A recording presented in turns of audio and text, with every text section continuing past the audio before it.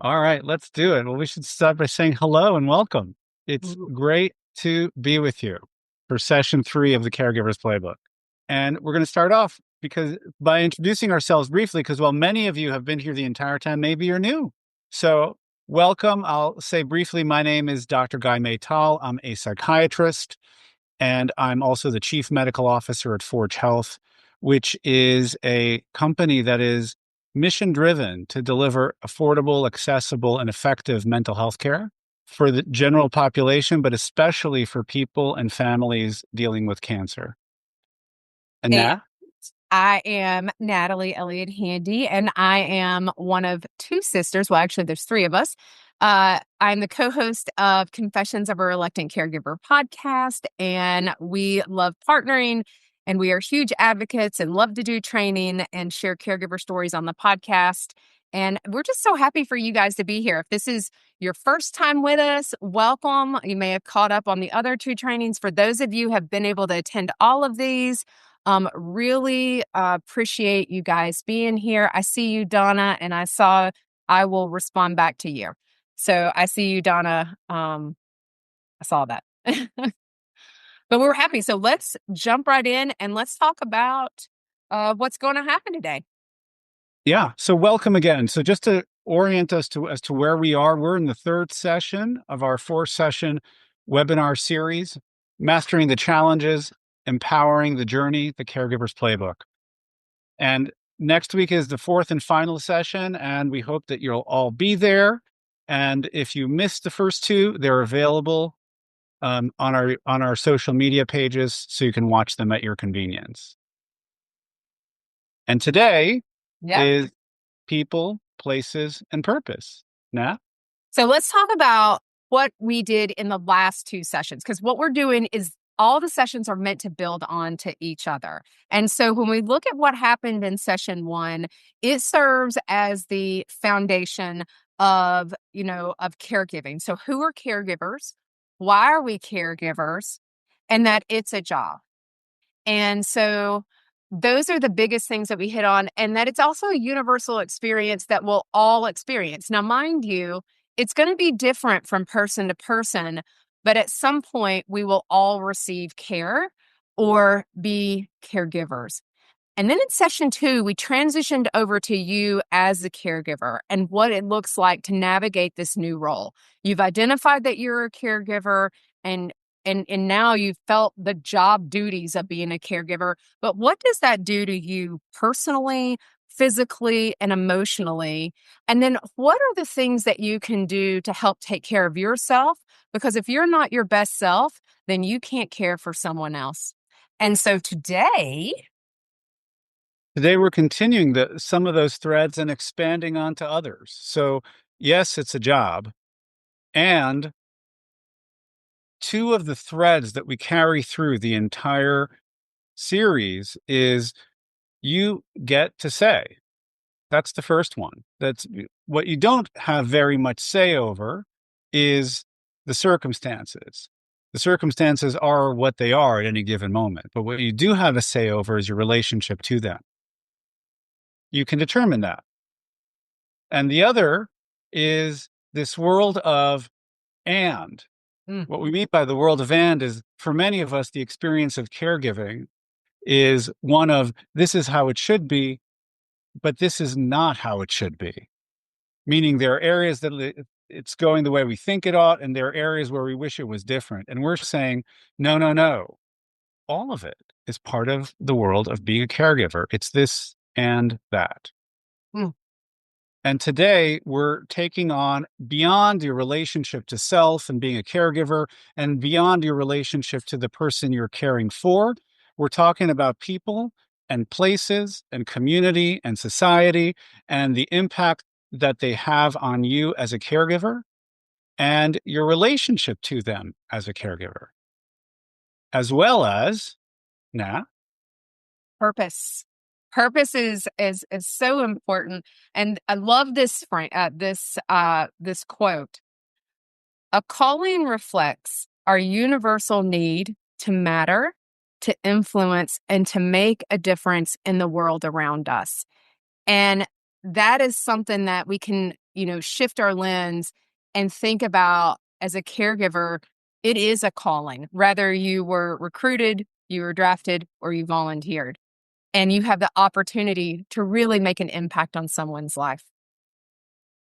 So as we go And in to our surveys, so Guy was really excited. We had a lot of people respond back, and I found the from the survey questions, just looking at it, one in particular, we asked what area of life has been impacted the most. And honestly, Guy, I don't know about you, but I was a little surprised.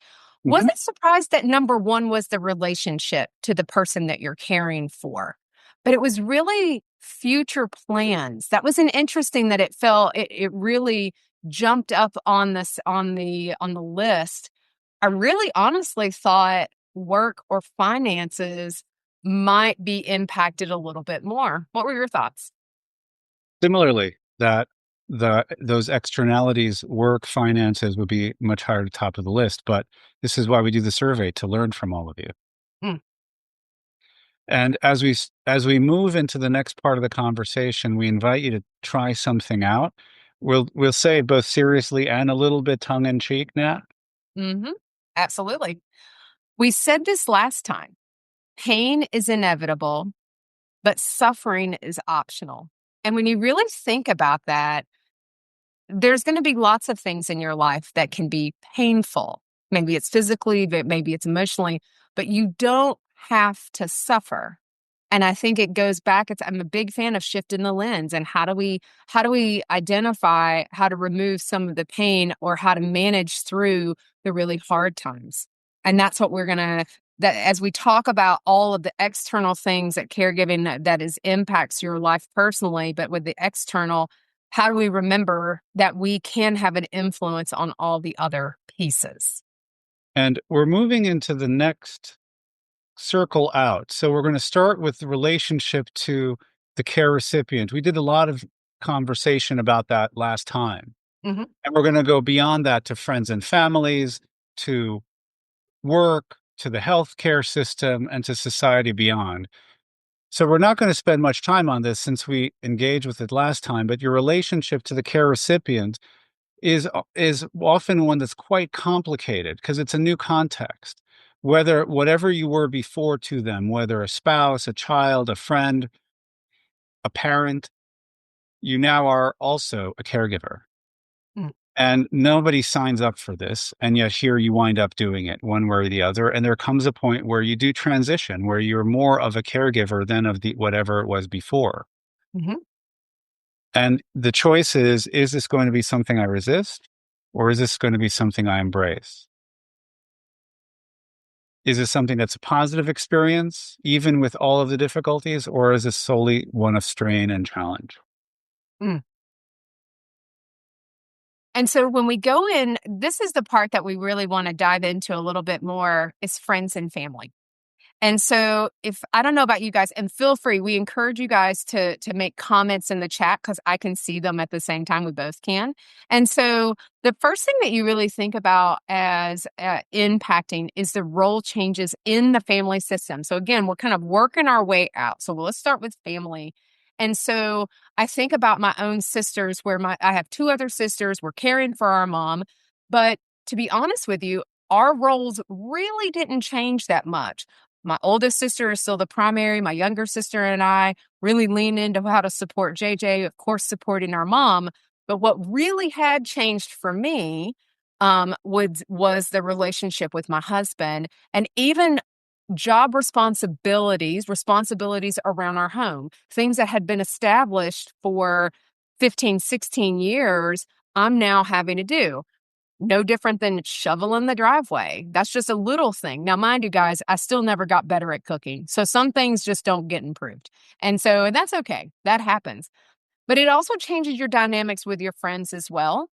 And so some folks feel comfortable with leaning into an illness. It may be very activating or what we call triggering for folks. If they know somebody, a loved one who has an illness or they're aging, they had a bad experience with that, You may lose some folks. You may see people withdraw and because it's uncomfortable to them. It may have absolutely nothing to do with you, but what does that result in? A perceived lack of support. It can feel like abandonment. It can feel like, I don't know where these people are. And there can also, especially if you have family dynamics that change, and, I'm fortunate to have sisters who are supportive. You may have siblings that don't want to step in and lean in and help.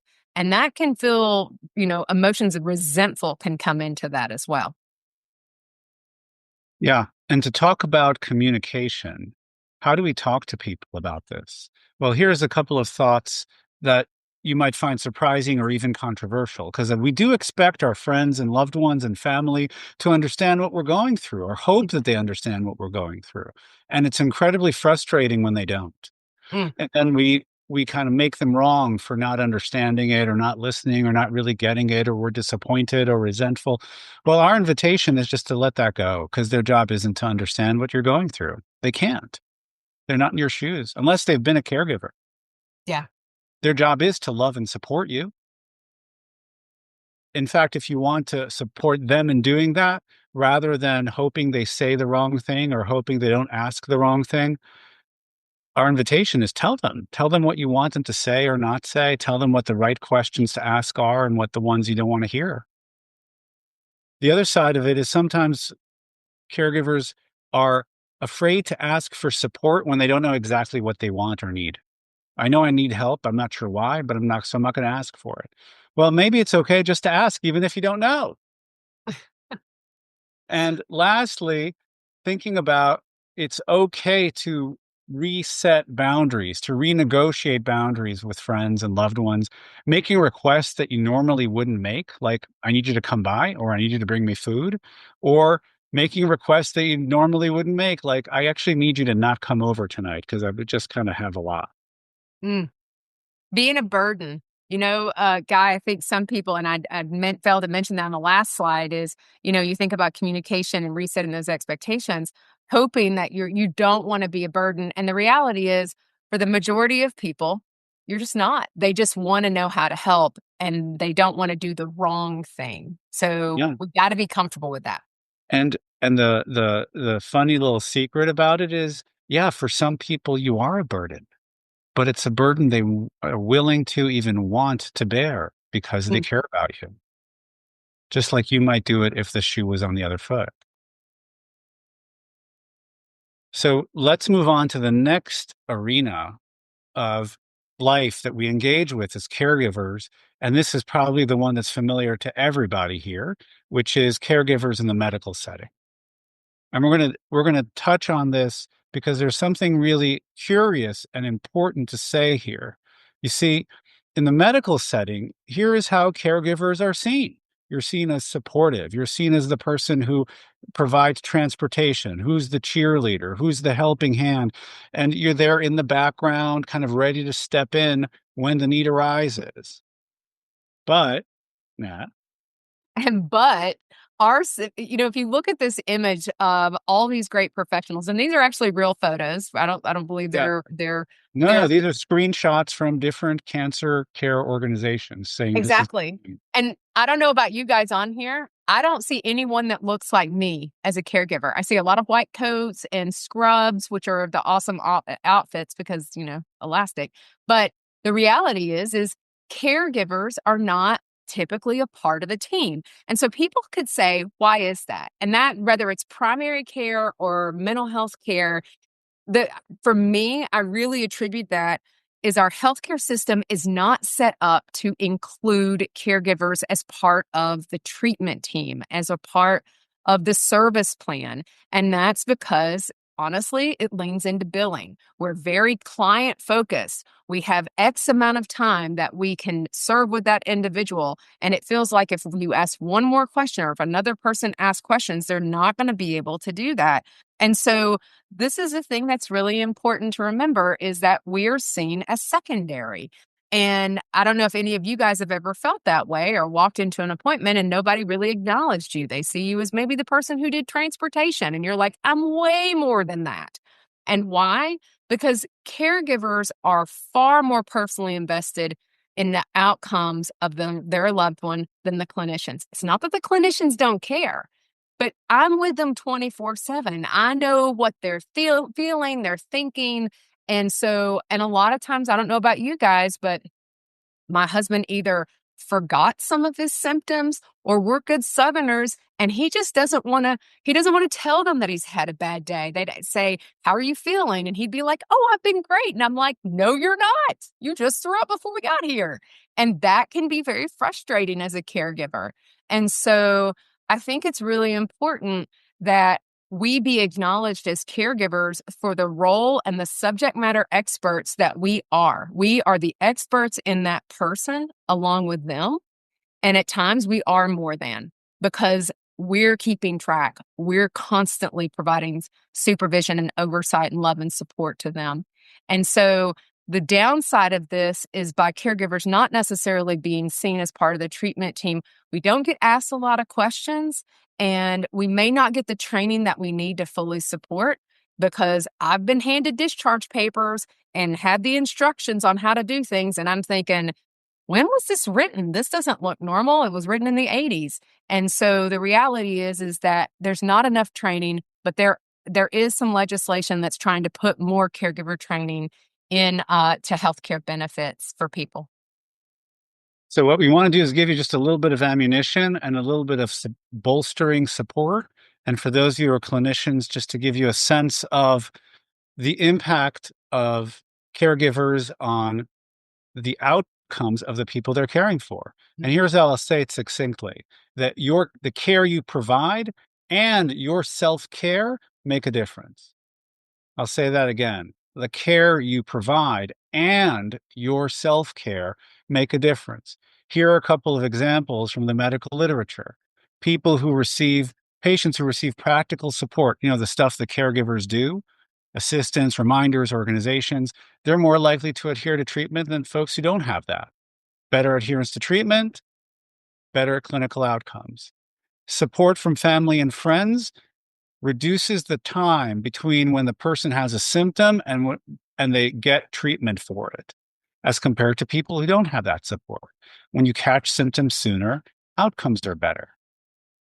When caregivers make positive behavior change in the world of health, the person they're caring for does the same. Oops, wrong direction.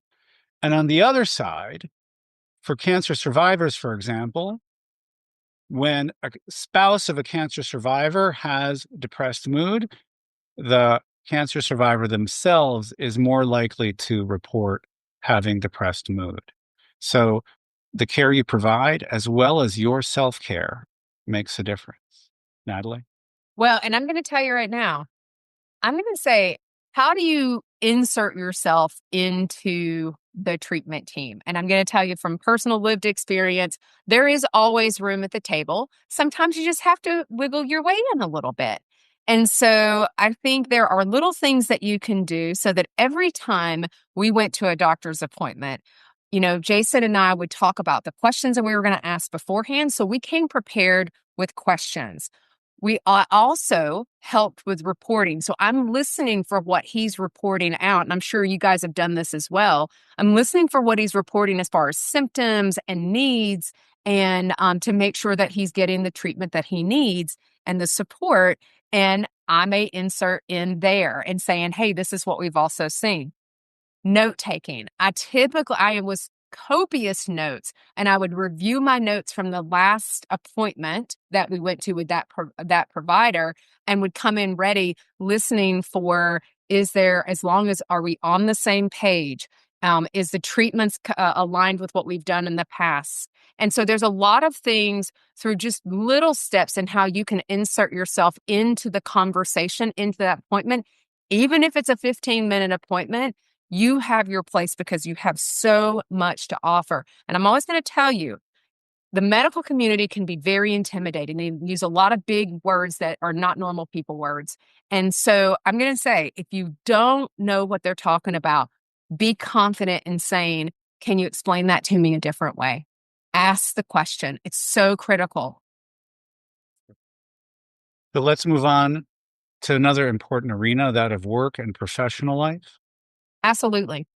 And so when I'm looking at all my little circles here.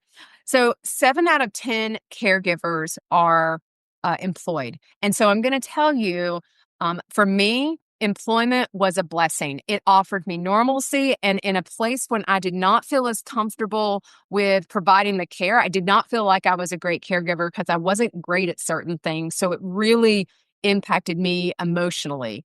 But when I would get to work, I was doing what I needed to do. I had a sense of purpose. I was good at it.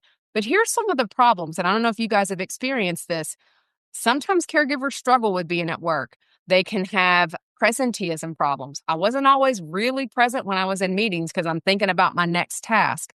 Some of our caregivers can do absent. They can be absent. They can experience job loss. They might have to reduce their hours. But the problem with caregiving and work is a lot of people will lose promotions, which impacts them financially. And so it's a mixed bag of being able to try to do that. And so when you think about work and your professional life, it's more than a job because think about it. We have our friends. We typically have a lot of friends in the work setting.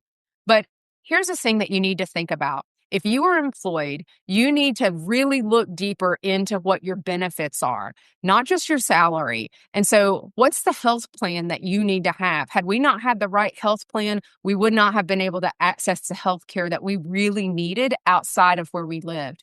Look at what your HSA will pay for. It would also pay for benefits for Jason. Employee assistance programs or life assistance programs. It's more than just counseling. Okay. So you need to dig into those benefits a little bit more.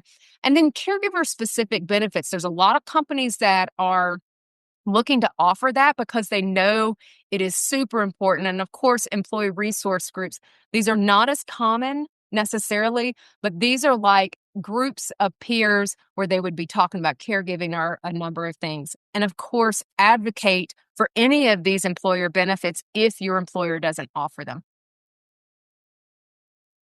And again, we're doing a whirlwind tour of these various areas, each one of which could be a talk in its own right. But we want to make sure we expose you to some of this information and some of these issues that you may not think of.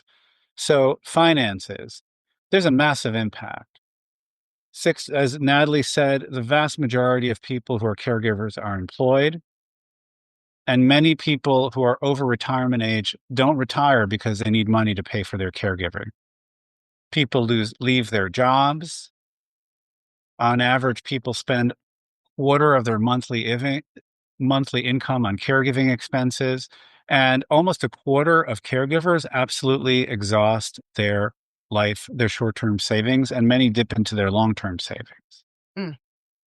And so I love this graphic. It really just reflects the impact of caregiving in out of pocket for individuals. But I'm going to tell you right now, individuals of different races, this cost goes up for our Black and brown friends. And so I'm going to tell you the 7,200 is a low number because I can tell that, like, again, I spent a lot more money than $7,200 for out-of-pocket expenses for caregiving, and most states do not have any type of caregiver credit that you could use on your taxes. There's about 6 states that do. So I want to go into finances just a little bit more. So from a personal, we talked a little bit about a lot of caregivers will use up their savings and they will jeopardize their retirement. This is a really tough conversation to have because you want to support your loved one, and a lot of times for people, it's their parent. It is less on the spouse side of using up their retirement and more of using it for another person that is typically their parent. And the reality is there's only so much money, and you are probably being financially impacted by caregiving. So it's finding the balance. And I'm going to tell you, preventatively talk to your loved ones about financial planning. You've got to know about what resources they have available for you. Professionally, impact on finances, lost income that will ripple across your lifeline and lifetime, excuse me. And women are absolutely impacted more than men financially as far as earned income over the lifetime of work because there are more female caregivers. But we also know that Females tend to be paid at a different rate. And I know that's a little controversial, but we know that happens. Yeah. And in terms of thinking about finances, Mhm. it's really important to certainly hope things turn out, but plan for in case they don't. And that includes things like long term care insurance and maximizing your work benefits. And also, as Natalie was just saying, having conversations with loved ones, with family and friends about the what ifs or the when we'll need to. Mm, So that when the moment arrives, it's not surprising and it's not the first time you've addressed the issue. In other words, the key is to get started. absolutely. And so we want to move into, I know that our time is 7:26. We told you we had a jam packed. So, anyone who has to jump at 7:30, I know this is going to go a little bit longer. I'm just giving you the heads up. So, community and society. The other way that this impacts you is your social circles. You will notice that it starts to become a little more constricted, and you have people that leave. But I'm going to tell you, be open to the new people that want to come into your circle. Allow for it to expand. Allow for yourself to be vulnerable and sharing something with somebody that you might not be super close with. Because I can tell you, I got super close with someone that I wasn't as close with. And actually, it really strengthened our friendship because we could relate to one another. Engagement in the community, and this is the part where there's some resentment and frustrations and a little bit of envy if you really think about it. You have no time for hobbies, things that you used to do. Vacations are a thing of the past. You can even think about a vacation. It feels overwhelming. And then for a lot of people, the spiritual component. You know, is this event, does caregiving make you question things or does it bring you closer? I can tell you that it will, and for a lot of people and some of the comments that we saw, it actually brought them closer from a spiritual standpoint because without hope, it is hard to feel like you can overcome and beat things. Yeah. And here's a disclaimer. So take a breath because we don't want to imply that it's all doom and gloom. Um, it's a mix. For most people, there's some combination of all these experiences, the plus and the minus, the the honey and the thorn all come together. In fact, some caregivers don't experience any of these negative aspects. Some people find their work fulfilling and joyful and connecting to their loved one and to their community. Some people feel they have sufficient resources to deal whatever negative issues they come up with. The impact on caregiver health also isn't uniform. It depends on a variety of factors. Here are the big ones. So, the duration of caregiving, the longer, the more impact, the intensity of the care, the caregiver's age and their baseline health. And do you have a support system or not? A combination of all these factors will impact how you experience being a caregiver. Now, And so now we're going to shift. We're going to shift again. I know we're shifting a little bit, but we're going to talk about purpose. And really, if you want to go into the next slide, purpose interrupted is what it feels like. It feels like um, you start to really question your why, and we have very little say about it if you really think about it. We It feels a little bit like the pandemic if you think about it. In the pandemic, everybody was at home and they were forced to stop. And that's when people started really thinking about what they wanted from their life. A lot of people changed jobs. A lot of people quit. A lot of people did something completely different. And really, caregiving impacted me the same way. Quit my job 6 months after because I was different. I needed something different. And I felt like I had to go a different direction. And that's not abnormal. I'm going to tell you that. And so for me, caregiving gave me a different sense of purpose. It really re energized me to say, I think I need to go this path. And so it also will also make you feel like you question your place in the world. Like, what am I supposed to do? And a lot of times people are like, why did this happen to me? And if you think about it, Guy, nobody really likes change. nope. Change, change gets you, whether it's a good or bad, it can make you upset. It can make you angry. It can make you confused. And so the thing is that just because it's unexpected doesn't mean it's a bad thing.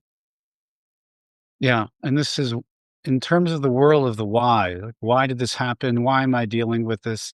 The invitation here is that maybe that's an opportunity to create something. This is a wonderful quote by Mark Twain. The two most important days in your life are the days when you're born and the day when you find out why. And we have a bit of an, with all due respect to Mr. Twain, just a bit of an editing of the We quote, added, which is the two most important days in your life are the day you were born and the day you create why. yeah. And this is an opportunity to create a purpose. Circumstances are what they are. You're dealing with what you're dealing with to the best of your abilities. And you determine your relationship to those circumstances. As Natalie was just saying, this new reality becomes an opportunity to create a new purpose, something that maybe you hadn't thought of, or maybe the exact same thing, but you relate to it in a new way. So, in other words, Nat, Take back control of your life. And here's the thing, you may say, I have no control over this, Natalie. And I'm going to say, yes, you may not have control over the situation. I can't control the cancer treatments, or I can't control, the dementia continuing to advance for my loved one, but you can learn from these experiences. And I love this quote: I am not what happened to me. I am what I choose to become. You can choose to shift the lens and look at some things differently. What are you going to learn from it? But more importantly, say to yourself over and over, I am not going to be a victim to this. I will not be a victim. and one of the foundations for that is self care. Mm.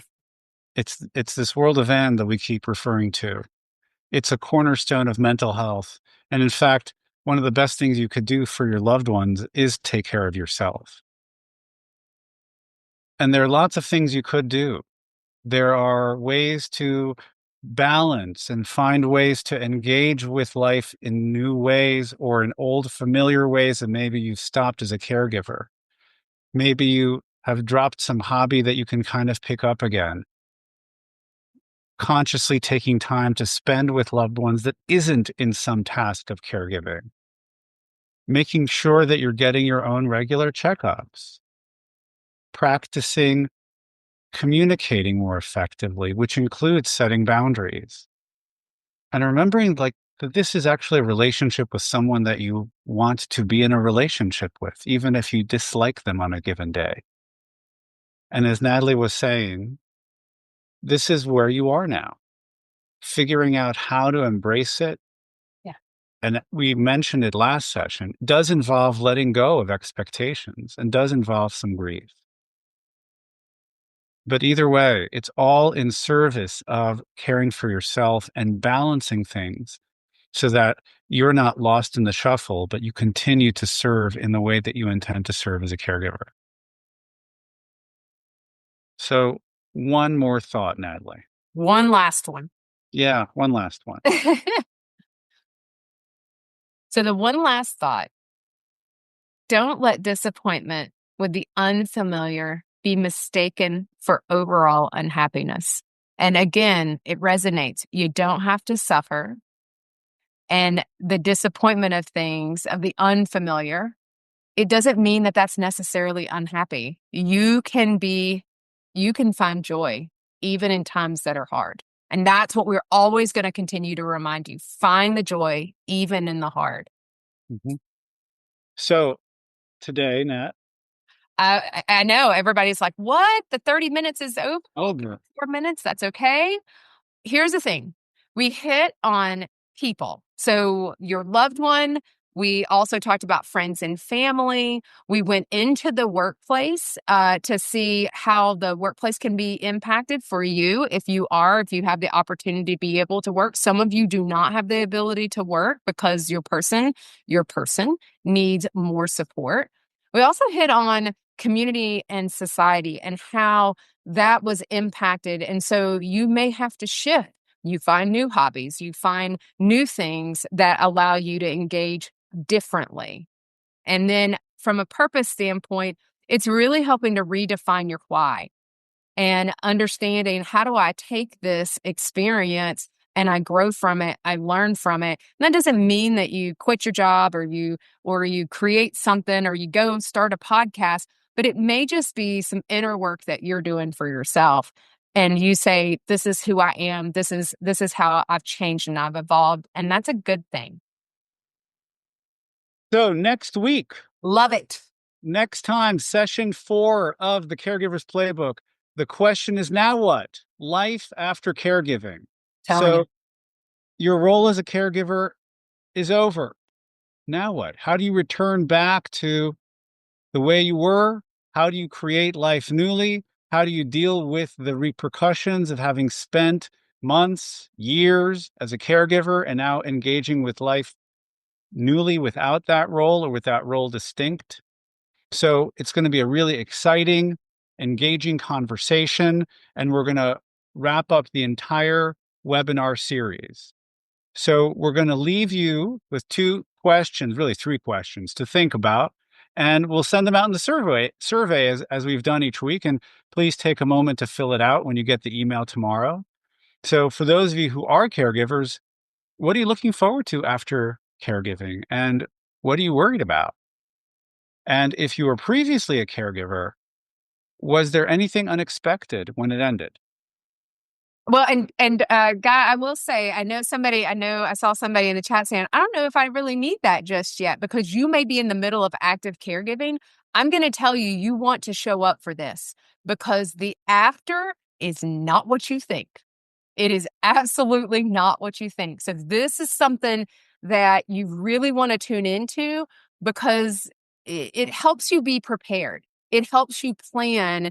And whether the person that you're caring for ultimately transitions on or they survive, life looks a little different. And we're here to give you some insider tips on that.